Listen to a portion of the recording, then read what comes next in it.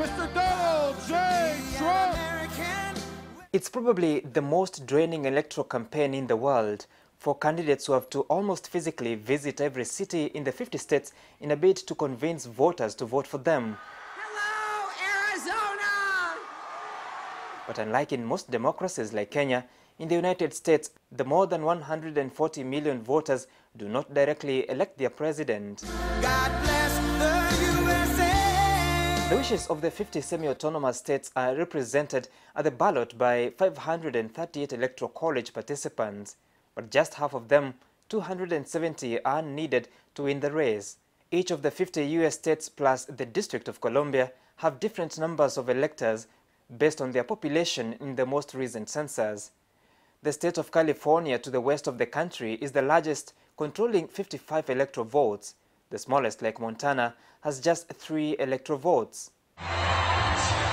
Republicans and the Democrats therefore choose people to sit in the college, only that the party that wins a state like Florida gets to send the 29 required voters. And then they would meet in their state capital a few weeks after the election, cast the ballots, generally as a formality, for Clinton or Trump, depending on who won the statewide vote in a popular vote sense, and then those results are sent to Washington and they're announced before the new Congress in early January. So show up early and vote.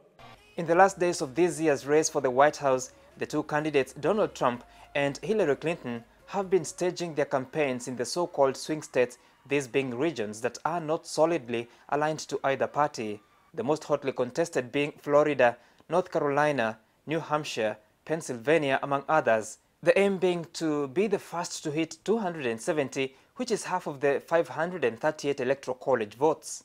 In the latest opinion polls, Democrat Hillary Clinton seems to be assured of securing at least 268 electoral votes, while Trump trails with about 204.